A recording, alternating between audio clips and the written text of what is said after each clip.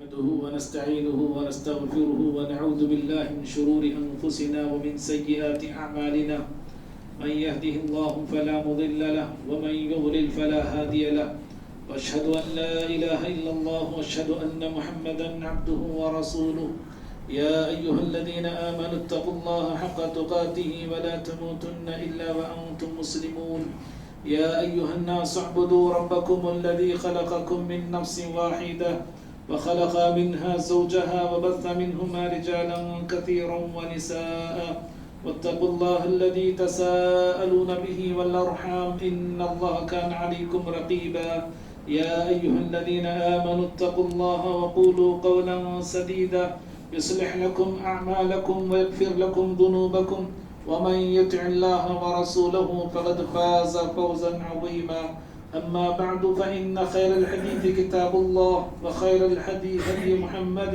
صلى الله عليه وسلم وشر الأمور محدثاتها وكل محدثة بدعة وكل بدعة ضلالة وكل ضلالة في النار. أعوذ بالله من الشيطان الرجيم. بسم الله الرحمن الرحيم. ولكل أمة جعلنا منسكا ليذكروا اسم الله على ما رزقهم من بهيمة الأنعام وإلهكم إله واحد فله أسلموا وبشر المخبتين. ہر قسم کی حمد و ثنا، بڑائی، بزرگی، کبریائی اللہ رب العالمین کے لیے لائق اور سزاوار ہے. درود و سلام ہو تمام نبیوں پر، بالخصوص میرے اور آپ کے نبی احمد مجتبی محمد مصطفیٰ صلی اللہ علیہ وسلم کی ذات گرامی پر. اللہم صلی وسلم وبارک علی نبینا محمد. محترم حضرات، ابھی خطبہ مسنہ کے بعد سورۃ الحج سورہ نمبر 22 کی آیت نمبر 34 پڑھا ہوں. اللہ رب العالمین اس آیت میں قربانی کی تاریخ بتاتے ہوئے فرمایا وَلِكُلِّ أُمَّةٍ جَعَلْنَا مَنْسَكًا، ہم نے ہر امت میں قربانی کو مقرر کیا. لِيَذْكُرُوا اسْمَ اللَّهِ عَلَى مَا رَزَقَهُم مِّن بَهِيمَةِ الْأَنْعَامِ، تاکہ اللہ تعالیٰ کا ان پالتو جانوروں پر نام لیں جنہیں اللہ تعالیٰ نے انہیں عطا کیا ہے. فَإِلَٰهُكُمْ إِلَٰهٌ وَاحِدٌ، بس تمہارا معبود ایک ہی معبود ہے. فَلَهُ أَسْلِمُوا، اور اس تنہا معبود کے فرما بردار بن جاؤ.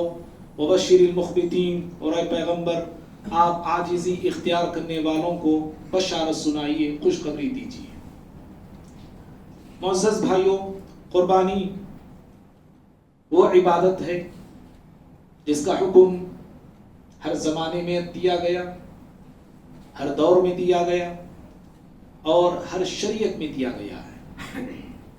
جتنی شریعتیں زمین پر تھیں اور جتنے انبیاء علیہ الصلاۃ والسلام دنیا میں آئے، ہر نبی کی شریعت میں قربانی کا طریقہ رہا، قربانی کا حکم رہا، اور ہر نبی کی امت نے قربانی کی ہے. اللہ تعالیٰ نے اس آیت میں یہی بات بتایا ہے.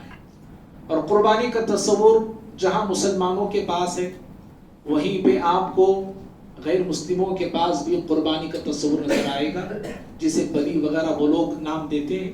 یہاں تک کہ یہودیوں کے پاس بھی قربانی کا تصور ہے، عیسائیوں کے پاس قربانی کا تصور ہے. من جملہ قربانی کا حکم ہر شریعت میں رہا، ہر آسمانی کتاب جو نازل کی گئی اس میں قربانی کا حکم دیا گیا ہے. اللہ تعالیٰ نے قربانی کا حکم جو ہر زمانے سے دیتے آیا ہے، اس کی تاریخ اللہ نے یوں بتایا قرآن میں کہ قربانی اتنی عظیم عبادت ہے اور اتنی قدیم عبادت ہے، اتنی پرانی عبادت ہے جتنا پرانا انسان ہے. انسانیت کی تاریخ جتنی پرانی ہے نا، قربانی کی تاریخ بھی اتنی ہی پرانی ہے. آدم علیہ السلام کے دونوں بیٹوں کا قصہ قرآن میں اللہ نے بیان کیا، اور ان دونوں بیٹوں کے درمیان جو مسئلہ تھا وہ قربانی کی قبولیت کو لے کر تھا. تو یوں قربانی کی تاریخ بہت پرانی ہے اور بہت قدیم ہے. اور بھائیوں، قربانی کی اہمیت کا اندازہ آپ اس بات سے لگا سکتے ہیں کہ قربانی کی اسلام میں کیا اہمیت ہے، قربانی کی اسلام میں کیا حیثیت ہے. قربانی کیا وزن رکھتی ہے اسلام کے اندر، ہمارے دین کے اندر، آپ اس بات سے اندازہ لگائیے کہ پیارے نبی صلی اللہ علیہ وسلم کو مکی زندگی ہی میں قربانی کرنے کا حکم دیا گیا،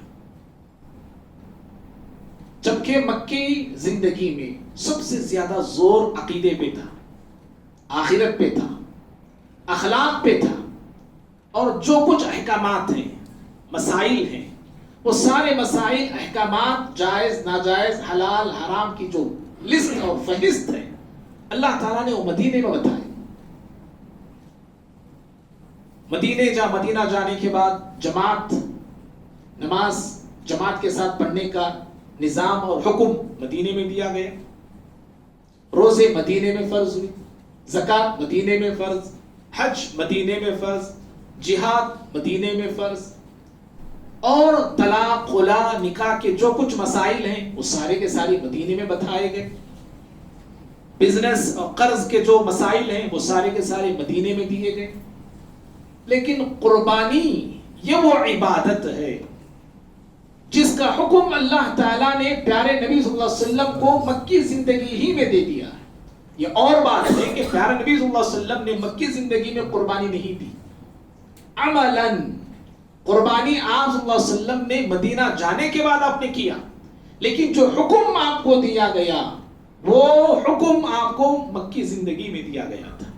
تو سوچ کے دیکھیے قربانی کیا اہمیت رکھتی ہے جس کا حکم اللہ تعالیٰ نے مکے میں دیا، اور مکے میں جو تعلیمات دی گئی نا، مکی زندگی جو 13 سال کی زندگی تھی نبوت کی پیارے نبی صلی اللہ علیہ وسلم کی، مکی زندگی میں جو تعلیمات دی گئی، جو شریعت کی باتیں سکھائی گئی مسلمانوں کو، وہ تعلیمات دین کی اساس تھی، وہ دین کی بنیاد تھی، دین کی بنیاد، دین کی بنیادی باتیں، دین کی اساسی باتیں مکی زندگی میں دی گئی۔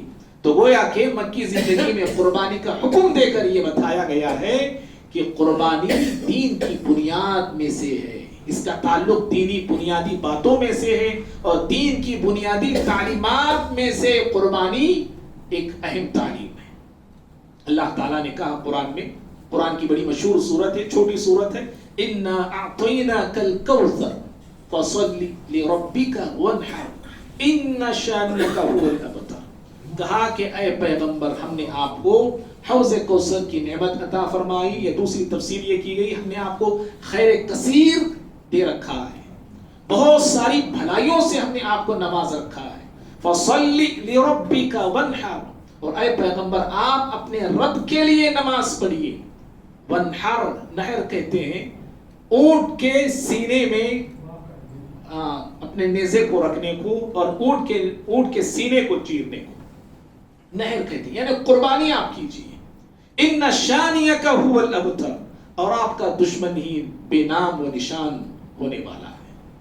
تو دیکھو یہ سورت جو ہے یہ مکی سورت ہے، سورت الکوثر مکے میں نازل ہونے والی سورت ہے، اور آپ صلی اللہ علیہ وسلم کو اللہ تعالیٰ نے مکی زندگی میں قربانی کا حکم دیا، تو اس سے قربانی کی اہمیت ہمیں سمجھ میں آتی ہے کہ قربانی کیا اہمیت رکھنے والی عبادت ہے۔ اور دوسری بات جو قربانی کی اہمیت کے لیے اس سورت میں جو بتائی گئی وہ یہ ہے کہ قربانی کا ذکر اللہ تعالیٰ نے نماز کے ساتھ کیا ہے۔ نماز توحید کے بعد اسلام کی سب سے عظیم عبادت ہے، اہم عبادت ہے، رأس العبادات، ام العبادات، اور عظیم الشان عبادت نماز ہے توحید کے بعد۔ تو نماز کے ساتھ اللہ تعالیٰ نے فَصَلِّ لِرَبِّكَ وَانْحَرْ قربانی کا ذکر کیا ہے۔ اس سے بھی قربانی کی اہمیت مجھے آپ کو سمجھ میں آتی ہے کہ قربانی کتنی اہم عبادت ہے جس کا ذکر رب العالمین نے نماز جیسی عظیم عبادت کے ساتھ فرمایا ہے۔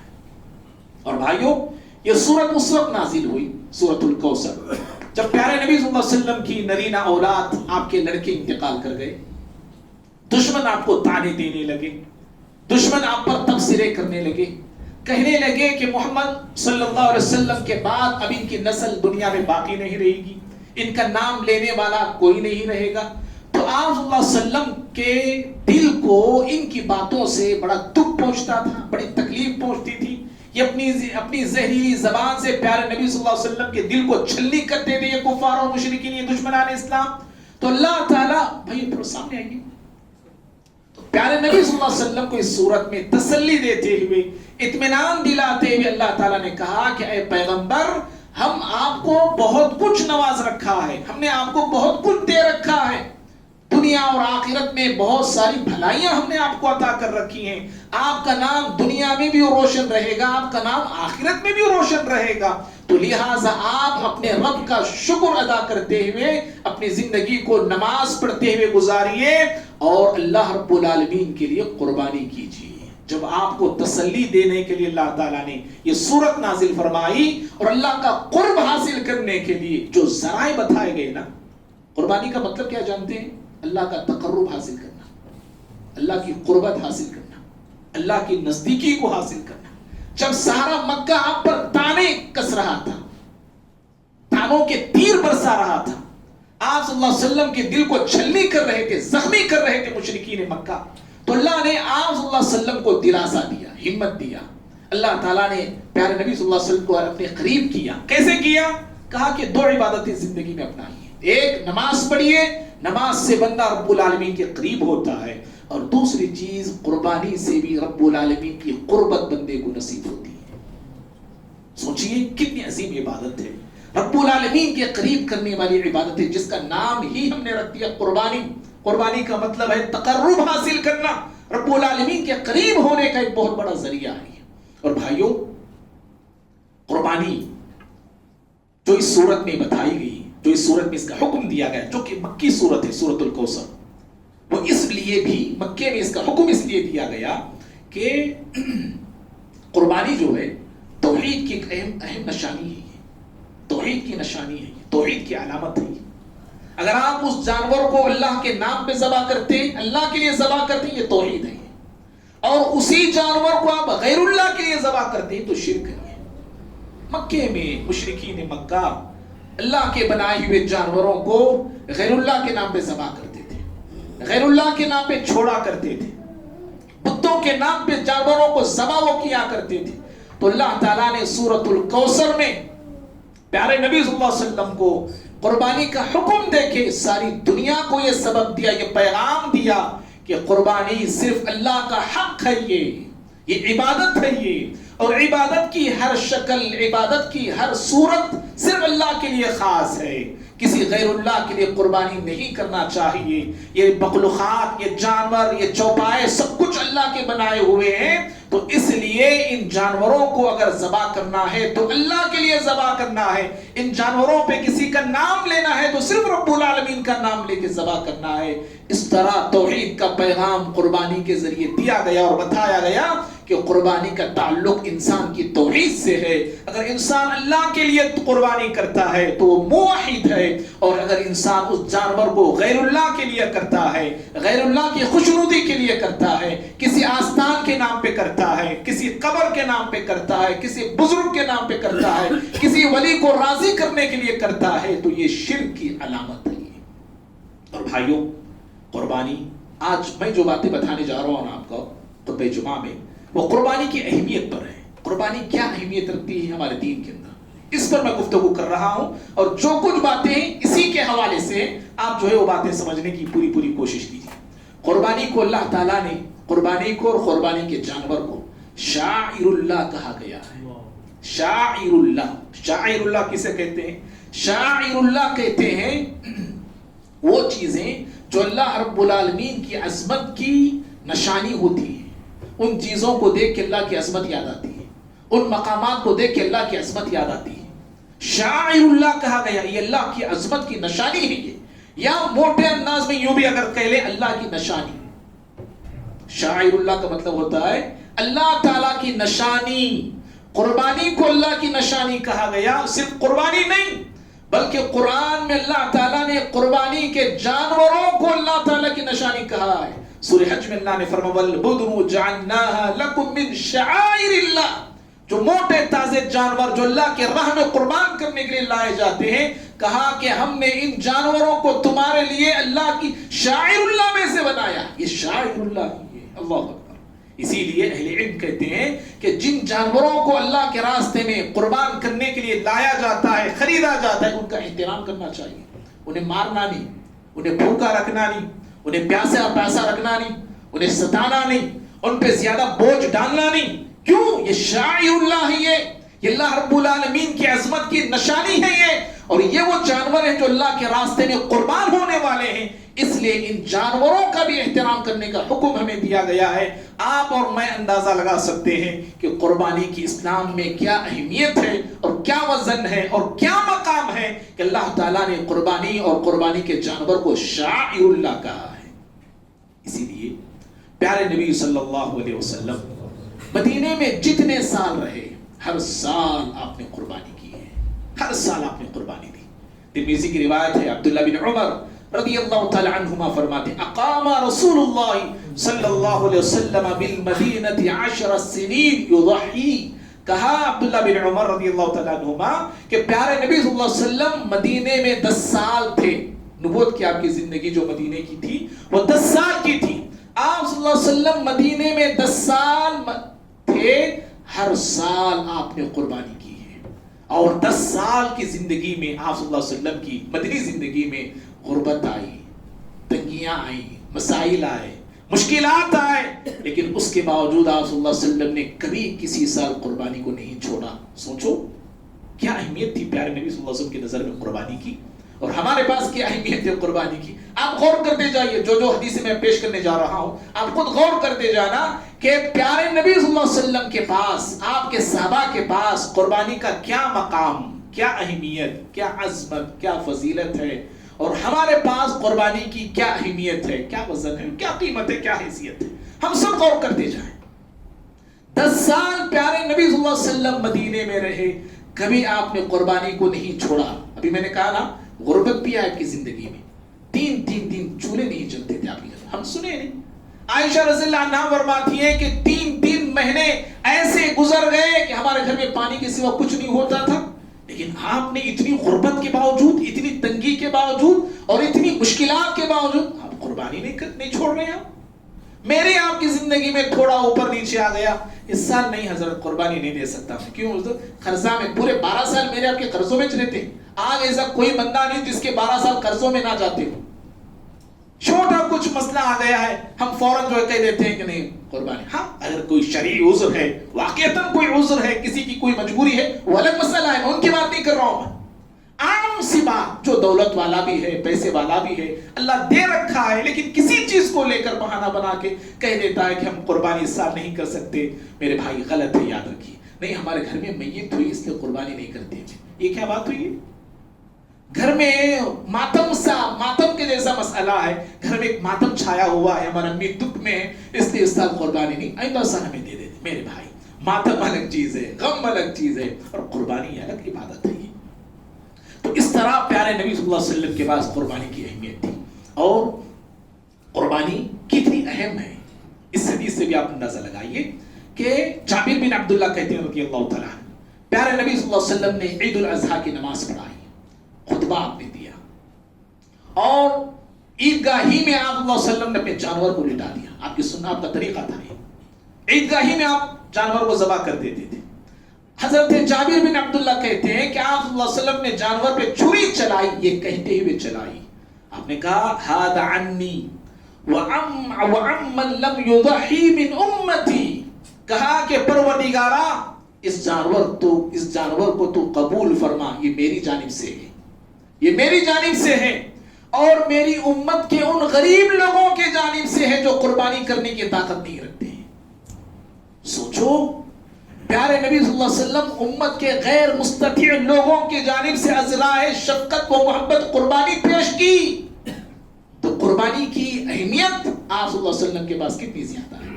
اور پیارے نبی صلی اللہ علیہ وسلم جو قربانی کرتے تھے نا، اتنے اہتمام کے ساتھ کرتے تھے، اتنی پابندی کے ساتھ کرتے تھے. اور قربانی کے لیے پیارے نبی صلی اللہ علیہ وسلم جانوروں کو جو سلیکشن کرتے تھے، جو انتخاب آپ کرتے تھے، اس سے بھی آپ سوچئے کہ قربانی کی اسلام میں کیا حیثیت ہے اور کیا مقام ہے. پیارے نبی ابن ماجہ کی روایت ہے، اشتراک الشیء، آپ صلی اللہ علیہ وسلم ہر سال 1 نہیں 2 مینڈے قربان کرتے تھے. 2 مینڈے ہر سال. اشترا کبشین، آپ صلی اللہ علیہ وسلم 2 مینڈے خریدتے تھے. کیسے مینڈے ہوتے تھے وہ دمبے کیسے ہوتے تھے؟ کہا گیا عظیمین، بڑے ہوتے تھے. چھوٹے چھوٹے بچے لا کے قربان کرنا نہیں، 5000 میں مل گیا لا کے قربان کر دی، بچہ لا کے قربان کر رہے. بڑے ہوتے تھے، غور سے سنیے حدیث کو. اور سمینین، موٹے ہوتے تھے، بڑے ہوتے تھے، موٹے موٹے تازے تازے وہ دمبے ہوتے تھے. ایسے دمبے پیارے نبی صلی اللہ علیہ وسلم خریدتے تھے. اور تیسری چیز کہا اقرنین، سینگ والے ہوتے تھے. وہ سینگ والے جانوروں کو پیارے نبی صلی اللہ علیہ وسلم خریدتے تھے. اور املحین، اور وہ جانور چت کبرے ہوتے تھے. چت کبرے کا مطلب ان کا اوپری حصہ کالا ہوتا تھا، نچلا حصہ ان کا سفید ہوتا تھا. ان کے پیر کالے ہوتے تھے، ان کا سر، ان کی آنکھیں کالی ہوتی تھی. اس طرح پیارے نبی صلی اللہ علیہ وسلم اللہ کے راستے میں جو جانور آپ دیتے تھے، جو جانور آپ خریدتے تھے، وہ اچھے سے اچھے، عمدہ سے عمدہ، بہتر سے بہتر جانور آپ اللہ کے راستے میں قربان کرتے تھے. اور پھر وہ جانور خسی شدہ ہوتے تھے، خسی والے جانور ہوا کرتے تھے. تو سوچئے آپ صلی اللہ علیہ وسلم جانوروں کے انتخاب میں، جانور خریدنے کے معاملے میں کن کن باتوں کا خیال رکھتے تھے. آپ صلی اللہ علیہ وسلم کے پاس قربانی کی کیا اہمیت تھی، ہم جو ہے غور کر سکتے ہیں. اور اسی طرح بھائیوں، اتنا ہی نہیں، اللہ کے نبی صلی اللہ علیہ وسلم کے پاس کبھی مال زیادہ آتا، کبھی دولت آپ کے پاس زیادہ ہوتی، قربانی کی عید آتی، تو آپ صلی اللہ علیہ وسلم کئی جانور خریدتے تھے. کئی جانور آپ خریدتے، کئی دمبے آپ خریدتے، اور خرید کے ان مسلمانوں میں تقسیم کرتے تھے جو مسلمان قربانی دینے کی طاقت نہیں رکھتے ہیں. بخاری کی روایت ہے. عقبہ بن عامر رضی اللہ تعالیٰ عنہ کہتے ہیں کہ ایک مرتبہ اللہ کے نبی صلی اللہ علیہ وسلم نے ان النبی اعطاہ غنما، آپ نے مجھے بکریاں دی، کہا کہ ان بکریوں کو، ان جانوروں کو لے جاؤ اور میرے صحابہ میں تقسیم کر دو قربانی کے لیے. عقبہ بن عامر کہتے ہیں رضی اللہ تعالیٰ عنہ، میں ان جانوروں کو لیا اور لے جا کے تقسیم کیا، یہاں تک کہ جانور ختم ہوئے، میرے لیے کوئی جانور نہیں بچا. بچا تو صرف ایک بچہ بچا جو 1 سال سے کم عمر کا تھا. میں نے پیارے نبی صلی اللہ علیہ وسلم کے سامنے اس کا ذکر کیا، کہا اللہ کے نبی صلی اللہ علیہ وسلم صرف 1 سال سے کم عمر کا بچہ بچا ہے، کیا کیا جائے؟ آپ نے کہا اس بچے کو تم ذبح کر دو، تم قربان کر دو. پیارے نبی صلی اللہ علیہ وسلم نہ خود قربانی کرتے تھے، بلکہ آپ کے پاس اگر مال اور دولت زیادہ آتی تو اللہ کے نبی صلی اللہ علیہ وسلم جانور زیادہ خرید کے ان مسلمانوں میں تقسیم کرتے تھے اور ان مسلمانوں کو دیتے تھے جو قربانی کرنے کی سخت نہیں رکھتے ہیں. معلوم کیا ہوا؟ اللہ نے جن کو مال سے نوازا ہے، دولت سے نوازا ہے، ایسے لوگوں کے لیے چاہیے کہ پیارے نبی صلی اللہ علیہ وسلم کی سنت پہ وہ بھی عمل کریں. ان مسلمانوں تک اپنا جانور خریدیں یا پیسہ دے دیں جانور خریدنے کے لیے، تاکہ وہ بھی جانور خرید کے، وہ بھی جانور اللہ کے راستے میں قربان کر کے قربانی کا ثواب پا سکیں. ان کے گھر میں بھی عید کی خوشیاں آ سکیں، ان کے گھر میں بھی گوشت ہو. اگر جانور دینے کی طاقت نہیں تو کوئی حصہ آپ دلا سکتے ہیں کسی غریب کو، کسی مسلمان کو، بھائی لو یہ حصہ اپنے نام سے کرواؤ، اور تاکہ تم بھی قربانی کا اجر پا سکو. پیارے نبی صلی اللہ علیہ وسلم کی سنت یہ طریقہ ہے، اور آج یہ امت جو ہے یہ سنت بھول چکی ہے. اللہ نے مال دیا ہے صرف اپنے نام پہ قربانی، غریب لوگ کہاں جائے کیا کرتے ہیں ہمیں اس سے کوئی پرواہ نہیں ہے. اور بھائیوں، قربانی کی اہمیت دیکھیے، بخاری کی روایت ہے یہ بھی. حضرت براء بن عازب رضی اللہ تعالیٰ عنہ کہتے ہیں کہ میرے چچا ابو بردہ رضی اللہ تعالیٰ عنہ قربانی کرتے ہیں. نماز عید سے پہلے جانور کو ذبح کر لیا انہوں نے. ابو بردہ صحابی ہیں، نماز عید سے پہلے جانور ذبح کر لیا انہوں نے. پیارے نبی صلی اللہ علیہ وسلم کو معلوم ہوا ابو بردہ رضی اللہ تعالی عنہ نے نماز عید پڑھنے سے پہلے اپنے جانور کو ذبح کر دیا. کیوں ذبح کیا انہوں نے؟ پیارے نبی صلی اللہ علیہ وسلم کے سامنے آ کے کہنے لگے، اللہ کے نبی صلی اللہ علیہ وسلم میری خواہش ہوئی، میں نے سوچا کہ جلدی ذبح کروں جانور کو اور غریبوں میں گوشت تقسیم کروں تاکہ وہ بھی جلد سے جلد جو ہے ہماری خوشی میں شریک ہو سکے. اس نیت سے میں نے کیا تاکہ میں پڑوسیوں میں دے سکوں، رشتہ داروں میں دے سکوں. آپ نے کہا شاتو کا شاتو لحمین، آپ نے کہا کہ یہ جانور جو تم نے ذبح کیا ہے یہ تو گوشت پوش کا جانور ہے، یہ قربانی نہیں ہوئی ہے، یہ کھانے پینے کا جانور ہے، یہ قربانی نہیں. اہمیت دیکھیے قربانی کی، کیا کتنی اہمیت ہے۔ ابو بردہ رضی اللہ عنہ کہنے لگے اللہ کے نبی صلی اللہ علیہ وسلم میرے پاس ایک بکری کا بچہ ہے، کیا اب میں نماز عید کے بعد اس کو ذبح کروں، چلے گا؟ آپ نے کہا کہ ٹھیک ہے چلے گا، ذبح کرو، لیکن اس طرح بچے قربان کرنا، بکری کے بچے، چھوٹے چھوٹے بچے ذبح کرنا، یہ صرف تمہارے لیے ہے، تمہارے بعد کسی کے لیے جائز نہیں ہے۔ قربانی کی اہمیت دیکھ رہے؟ پیارے نبی نے انہیں یہ نہیں کہا کہ ٹھیک ہے بھائی اس سال غلطی کی ہے، اب کیا بچہ دیتے آئندہ سال دے لو، ایسا آپ نے نہیں کہا۔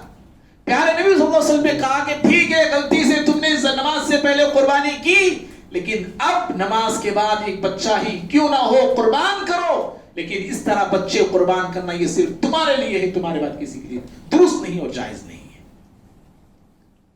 اسی لیے بھائیوں، حضرات صحابہ کرام رضوان اللہ تعالی علیہم اجمعین، قربانی میں جب قربانی کی عید آتی، قربانی کا موسم شروع ہوتا تو جانور خریدا کرتے تھے، جانوروں کو کھلاتے تھے، پلاتے تھے، موٹا تازہ کیا کرتے تھے، اور حتیٰ کہ حضرات صحابہ کرام سفر میں بھی قربانی کرتے تھے۔ وہ حالت سفر میں بھی قربانی نہیں چھوڑی صحابہ کرام نے۔ حضرت عبداللہ بن عباس رضی اللہ تعالی عنہما کہتے ہیں کننا مع رسول اللہ صلی اللہ علیہ وسلم فی السفر، ہم نبی صلی اللہ علیہ وسلم کے ساتھ ایک سفر میں تھے، فحضر الاضحیٰ، تو عید قربان آ گئی، عید الاضحیٰ آ گئی۔ آپ صلی اللہ علیہ وسلم نے ہمیں حکم دیا کہ گائے میں 7 حصے اور اونٹ میں 10 حصے، جو ہے 10 لوگ شریک ہو جائیں 10 حصے دے دیں۔ تو اس طرح عبداللہ بن عباس رضی اللہ تعالیٰ عنہما کہتے ہیں کہ ہم سفر میں بھی قربانی کیا کرتے تھے۔ اور حضرت عبداللہ بن عمر رضی اللہ تعالیٰ عنہما سے ترمذی کی روایت ہے، ایک شخص نے سوال کیا، اس نے پوچھا کیا قربانی کرنا واجب ہے، یعنی فرض ہے کیا، اس نے پوچھا، سوال کیا قربانی کرنا کیا واجب ہے؟ حضرت عبداللہ بن عمر رضی اللہ تعالیٰ عنہما کا جواب دیکھیے، انہوں نے کہا ضحى رسول اللہ صلی اللہ علیہ وسلم والمسلمون، آپ نے کہا کہ قربانی پیارے نبی صلی اللہ علیہ وسلم نے کی ہے اور آپ کے صحابہ نے قربانی کی ہے، یہ جواب آپ نے دیا۔ اس نے پھر سوال دہرایا، اس نے پھر پوچھا کیا قربانی کرنا واجب ہے، کیا فرض ہے؟ حضرت عبداللہ بن عمر نے اس سے کہا اتعقل، بات سمجھ میں نہیں آ رہی، کیا بولے آپ نے، بات سمجھ میں نہیں آ رہی، میں کہہ رہا ہوں کہ قربانی پیارے نبی صلی اللہ علیہ وسلم نے کیا اور صحابہ اکرام نے کیا ہے، اور تم پوچھ رہے ہو کہ واجب ہے کیا، جائز ہے کیا، ناجائز ہے کیا، کر سکتی کی، چھوڑ سکتی کی، کیا پوچھ رہے ہو تم؟ نبی نے کیا سو کیا، ہمیں بھی نبی کی اقتداء میں کرنا ہے، نبی کی پیروی میں کرنا ہے، نبی کے صحابہ کرتے تھے، ہمیں بھی کرنا ہے، وہ یہ بتانا چاہ رہے تھے۔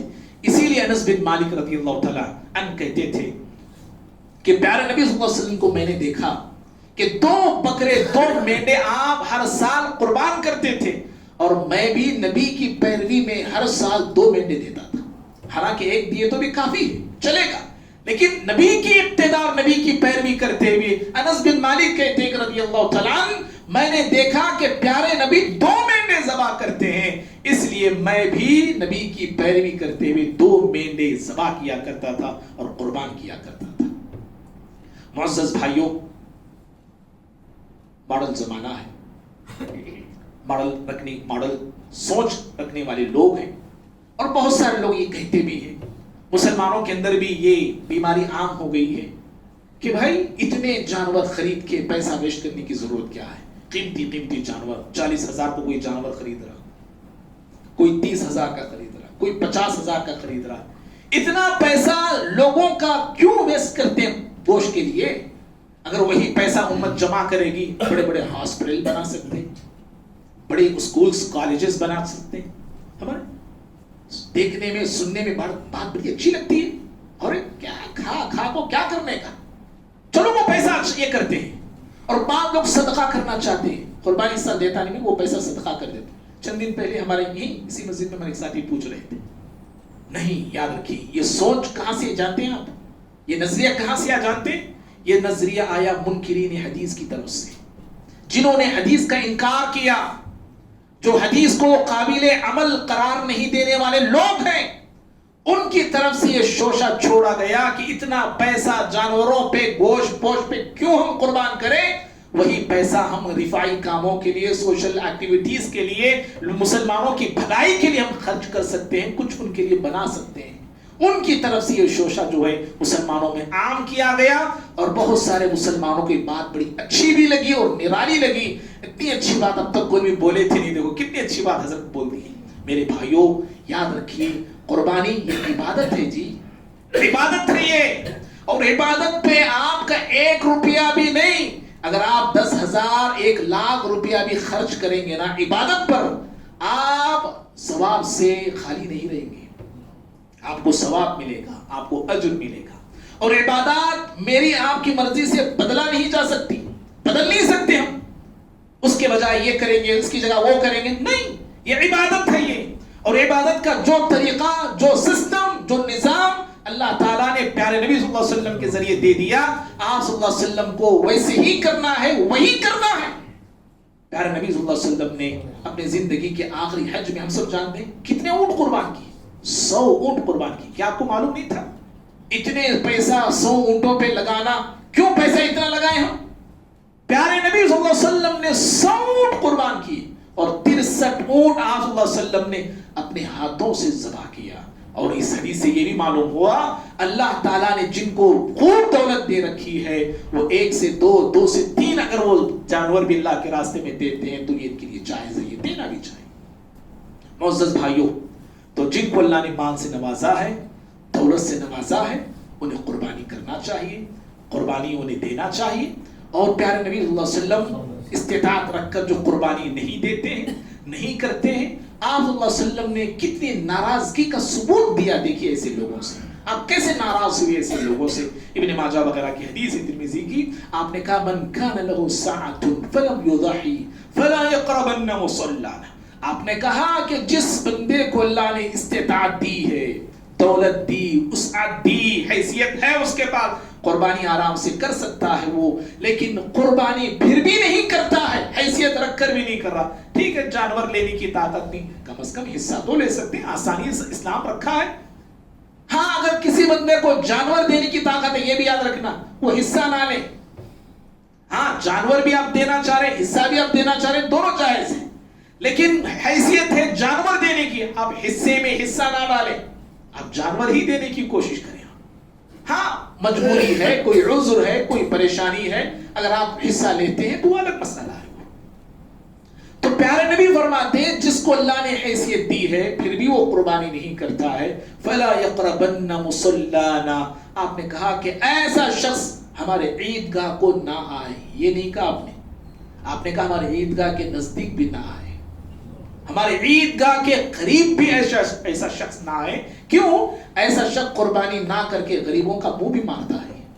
آپ کے ذریعے اللہ تعالیٰ کئی غریبوں کو روزی پہنچانا چاہتا ہے، کئی غریبوں کے چولہے اللہ تعالیٰ جلانا چاہتا ہے، کئی غریبوں کی زندگی میں خوشیاں آپ کے ذریعے اللہ لانا چاہتا ہے، تو آپ اللہ کی عبادت سے عبادت نہ کر کے خود اپنے آپ کو نقصان آپ کر رہے ہیں، نقصان پہنچا رہے ہیں، اور دوسرا وہیں پہ کئی غریبوں کا منہ بھی آپ مار رہے ہیں۔ اللہ تعالیٰ نے آپ کو دولت دی غریبوں پہ لٹانے کے لیے، اللہ کے راستے میں خرچ کرنے کے لیے۔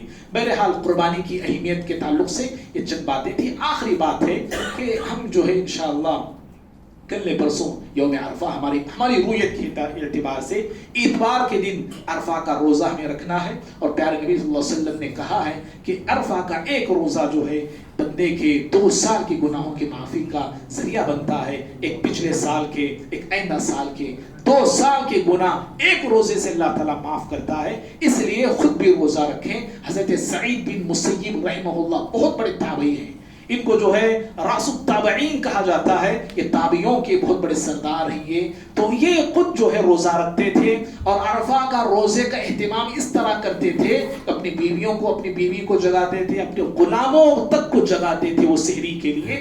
اس لیے عرفہ کا روزہ ہم سب کو بھی رکھنا چاہیے، اس کی پابندی ہمیں خود کرنا، اپنے گھر والوں کو، اپنے دوسرے دوستوں کو بھی، رشتہ داروں کو بتانا چاہیے۔ دعا اللہ تعالیٰ سے اللہ رب العالمین مجھے، آپ کو، ہم سبھی کو قربانی کی اہمیت کو جاننے، سمجھنے میں اور اس پہ عمل کرنے کی توفیق عطا فرمائے. اللہ رب العالمین جو بھائی جانور ذبح کر رہے ہیں اللہ کے راستے میں یا حصہ دے رہے ہیں اللہ تعالیٰ تمام کی قربانیوں کو شرف قبولیت عطا فرمائے, اخلاص اللہ ہم سب کو عطا فرمائے. اور اللہ رب العالمین کے لیے ہم تمام کو بھی ہر وقت قربان ہونے کی اور ہر طرح کی قربانی دینے کے اللہ ہم سب کو توفیق بھی اور طاقت بھی عطا فرمائے. اللہ امت مسلمہ پہ رحم و کرم کا معاملہ فرمائے. اہل فلسطین کے اللہ رب العالمین مدد فرمائے. اور کویت میں جل کر کئی مسلمان جو ہے جل گئے ہیں اللہ رب العالمین ان کے گھر والوں کو صبر عطا فرمائے. اور جو لوگ وفات پا چکے ہیں اللہ تعالیٰ ان کے گناہوں کو معاف فرمائے. اللہ رب العالمین ہم تمام پر دنیا اور آخرت میں رحم کا معاملہ فرمائے اور اللہ تعالیٰ کرم کا معاملہ فرمائے. آمین. اقول قولی هذا استغفر الله لي ولكم ولسائر المسلمين من كل ذنب فاستغفروه انه هو الغفور الرحيم.